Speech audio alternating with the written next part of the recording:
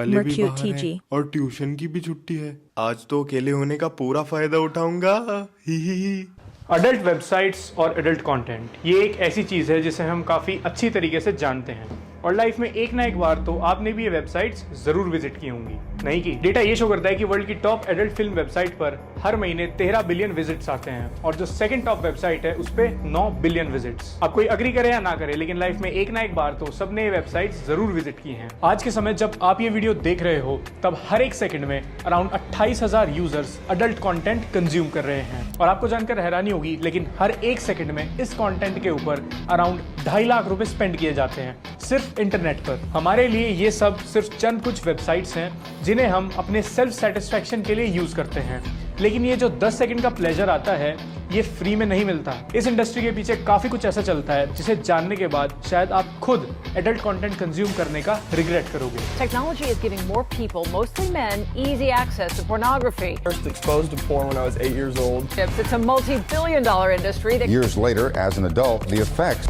Well, kids are being exposed to more sexual images can be devastating for relationships and for sexual health. than ever before, thanks to technology.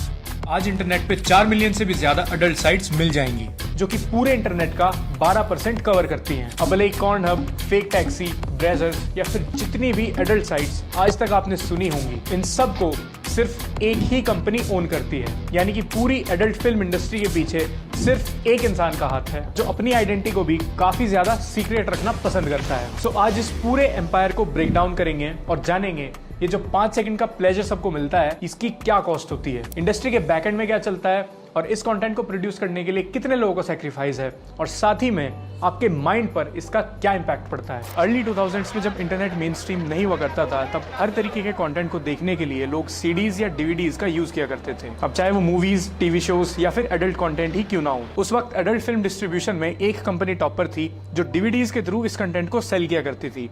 वो थी vivid entertainment, जिनका yearly revenue उस समय पे $100 million का था। लेकिन फिर year by year internet main stream होने लगा और यूट्यूब और विमियो जैसे वीडियो शेयरिंग प्लेटफॉर्म्स भी लॉन्च हो गए। फिर 2005 से 2008 तक ही डीवीडीज की सेल 86% से ड्रॉप हो गई। Matt Keezer, Stephane Manos, Feras Antoon, Ouissam Youssef. साल 2004 में इन 4 लोगों का ग्रुप इंटरनेट पे कुछ पैसा कमाने के लिए डिफरेंट निशेस में वेबसाइट क्रिएट किया करता था। उसी दौरान इन्होंने कुछ एडल्ट वेबसाइट्स क्रिएट की। उसे 2 सेगमेंट में रखा गया, पहला पे टू वॉच, दूसरा ट्यूब साइट्स यानी फ्री टू वॉच। अब ट्यूब साइट्स का पूरा आइडिया यूट्यूब से कॉपी किया गया था। Basically tube sites adult content के लिए एक वीडियो शेयरिंग प्लेटफॉर्म था और यूट्यूब नॉन एक्सप्लिसिट और सिंपल कंटेंट के लिए। इवन इनका नाम भी यूट्यूब से इंस्पायर्ड था, RedTube, YouPorn. But tube sites पे सिर्फ रीअपलोडेड कंटेंट अवेलेबल था, जिसकी वजह से उन्हें बहुत सारे कॉपीराइट इश्यूज को फेस करना पड़ता था। इसी इशू को सॉल्व करने के लिए इन चारों ने अपनी एक प्रोडक्शन कंपनी बनाई जिसका नाम रखा ब्रेजर्स। बेसिकली एक Hollywood like production company but for adult films. अब ट्यूब साइट्स को बहुत कम समय में बहुत ज्यादा सक्सेस मिल गई, उन पर बहुत सारा ट्रैफिक जनरेट होने लगा और सिर्फ साल 2007 तक ही ट्यूब साइट्स इंटरनेट को पूरी तरीके से डोमिनेट करने लगी। फिर उसी साल मैट कीजर ने $3000 में एक डोमेन नेम परचेज किया जिसका नाम था cornhub.com, जो कि एक बहुत बड़ी सक्सेस साबित हुई। फ्री एडल्ट कंटेंट का मतलब था ये वेबसाइट लोगों के बीच में बहुत तेजी से पॉपुलर होने लगी। साथ में ट्यूब साइट्स को भी बहुत अच्छी ग्रोथ मिल रही थी। तो अब इन चारों ने अपने बिजनेस को सीक्रेटिव रखने के लिए और लीगल इश्यूज से बचने के लिए एक पेरेंट कंपनी फॉर्म की जिसका नाम था मैनविन और अपनी सारी एडल्ट वेबसाइट्स को मैनविन के अंडरनीथ पुट कर दिया।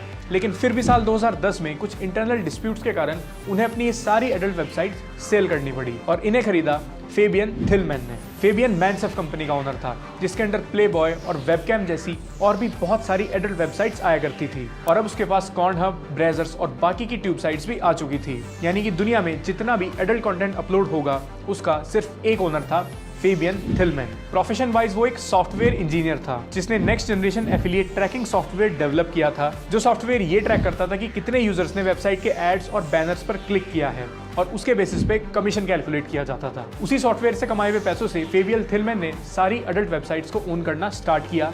2006 में उसने प्लेबॉय के राइट्स खरीदे और फिर 2010 में कॉर्नहब और बाकी ट्यूब साइट्स को एक्वायर किया। फेबियन एक सर्च इंजन ऑप्टिमाइजेशन एक्सपर्ट भी था, तो अब उसकी ओनरशिप में कॉर्नहब और भी तेजी से ग्रो करने लगी क्योंकि उसे पता था कि उसे अपनी वेबसाइट को टॉप सर्चेज में कैसे लाना है। तो अब कॉर्नहब को ग्रो करने के लिए थिलमैन को फंडिंग की जरूरत थी, तो उसने $350 मिलियन की फंडिंग उठाई और उसमें मेजर इन्वेस्टर्स थे JP Morgan chase, Cornell university. फिर 2012 में फेबियन ने मैनविन और मैनसेफ इन दोनों कंपनीज को मर्ज कर दिया और एक कंपनी बनाई माइंडगीक के नाम से।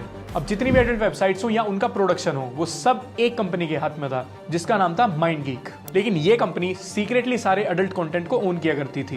ये खुद को as a digital marketing company की तरह प्रेजेंट किया करते थे और अपनी सारी साइट्स को मिलाकर प्रेजेंट में इनके पास अगले 170 साल तक का कंटेंट है। एडल्ट फिल्म इंडस्ट्री के बारे में ज्यादा हेडलाइंस या न्यूज देखने के लिए नहीं मिलती, सो किसी को इसके बारे में ज्यादा नहीं पता कि आखिर यहाँ पर बैक एंड में काम कैसे चलता है, क्योंकि ये इंडस्ट्री काफी ज्यादा सीक्रेटिव रहना पसंद करती है और ये काफी शेडी भी है। हमें अपने सामने सिर्फ कुछ फाइनल मिनट्स का कंटेंट देखने के लिए मिलता है जिसे सब लोग अपनी लस्ट, साइकोलॉजिकल और फिजिकल नीड्स को पूरा करने के लिए यूज करते हैं। लेकिन इस इंडस्ट्री के काफी लोगों के हिसाब से ये आज तक वर्स्ट और बी ग्रेडेड इंडस्ट्री है काम करने के लिए। Weston did porn and doing a whole lot of drugs, and I got really fucked up one night, and I was at a club, and I don't really remember the circumstances that led up to this, but I had like an actual gang.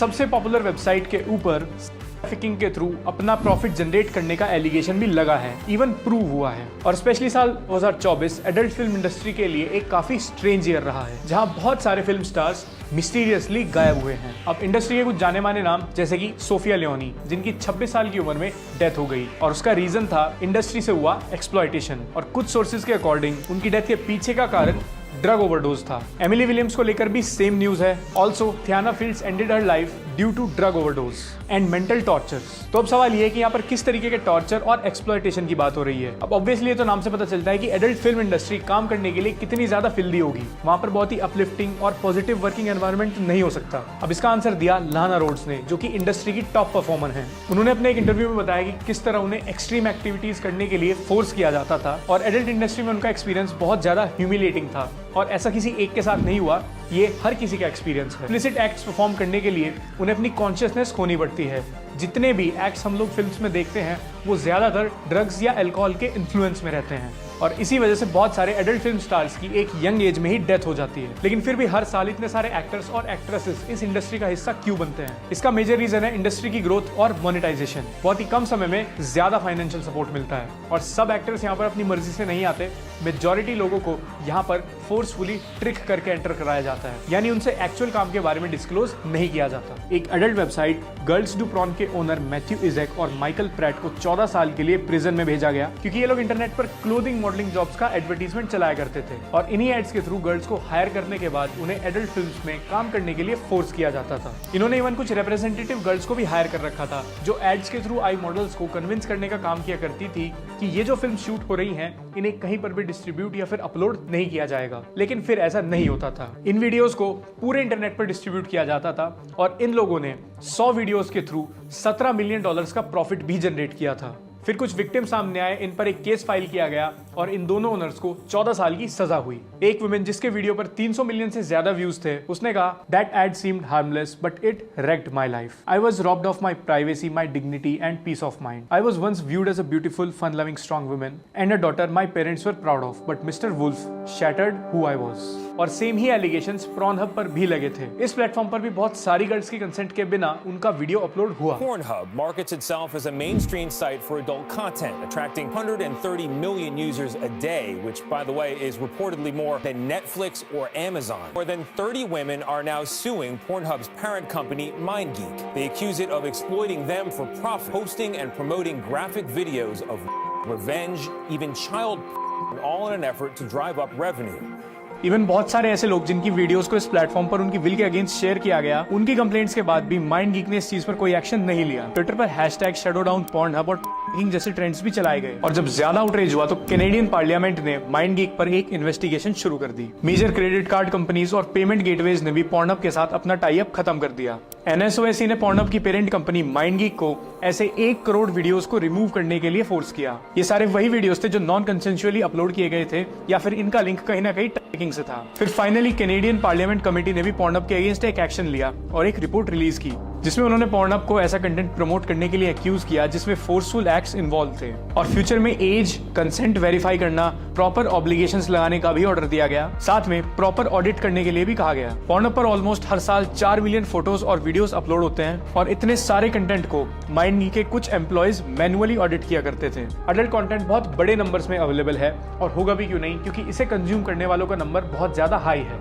In fact top 3 websites पर हर minute 1,35,000 नए views add होते हैं और आज के समय में हर किसी के पास बहुत अर्ली एज में इंटरनेट एक्सेस आ जाता है। समय से पहले पर्सनल फोन और इंटरनेट मिलना एक प्रॉब्लम की जड़ बनता है, जो है कॉर्न एडिक्शन। इस कंटेंट को कंज्यूम करने की स्टार्टिंग एज 11 से 13 साल हो चुकी है और 16 से 22 साल के एज ग्रुप में ये कंटेंट सबसे ज्यादा कंज्यूम किया जाता है। समय से पहले एडल्ट कंटेंट कंज्यूम कर लेना बहुत ज्यादा खतरनाक होता है, क्योंकि एक सर्टेन एज तक आपके अंदर इमोशनल और बायोलॉजिकल डेवलपमेंट नहीं होता, so you don't understand sexuality. तो जब कोई भी इंसान एक अर्ली एज में एडल्ट कंटेंट कंज्यूम करता है तो उसी मोमेंट पे वो अपनी इनोसेंस खो देता है। उसका विमेन, रिलेशनशिप्स और वर्ल्ड को देखने का परसेप्शन पूरी तरीके से चेंज हो जाता है और फिर चाहकर भी वो वापस वैसा नहीं सोच पाएगा जैसा वो कंटेंट कंज्यूम करने से पहले सोचा करता था। सैडली हमारी सोसाइटी में एडल्ट फिल्म्स और मूवीज ही सबसे बड़े सेक्स एजुकेटर हैं और इन मूवीज में दिखाया जाता है कि women is nothing more than a tool for male pleasure. ये फिल्म्स इमोशनलेस और ह्यूमनलेस सेक्स एक्सपीरियंस को पोर्ट्रे करती हैं और अगर सबसे पॉपुलर सर्च टर्म पर भी नजर मारी जाए तो उसमें डोमिनेटिंग टर्म जरूर मिलेगी। Women likes to be dominated, this और दैट। 7 कंट्रीज की 22 स्टडीज को कंपाइल करने के बाद ये कंक्लूजन निकला कि जो लोग एडल्ट कंटेंट ज्यादा कंज्यूम करते हैं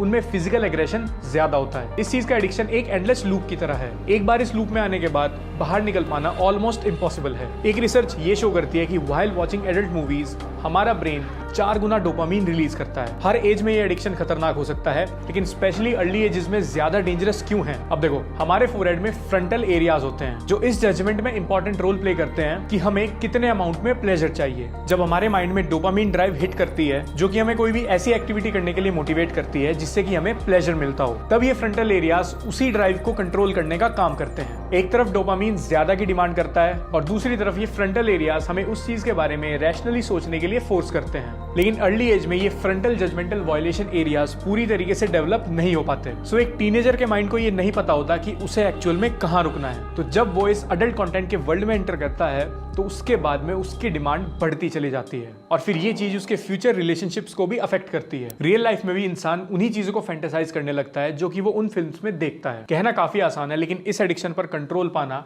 काफी मुश्किल होता है। Oh dear, I'm stuck. Please help me. Oh God, it's itching. Please pull me out. I heard your pull-out game is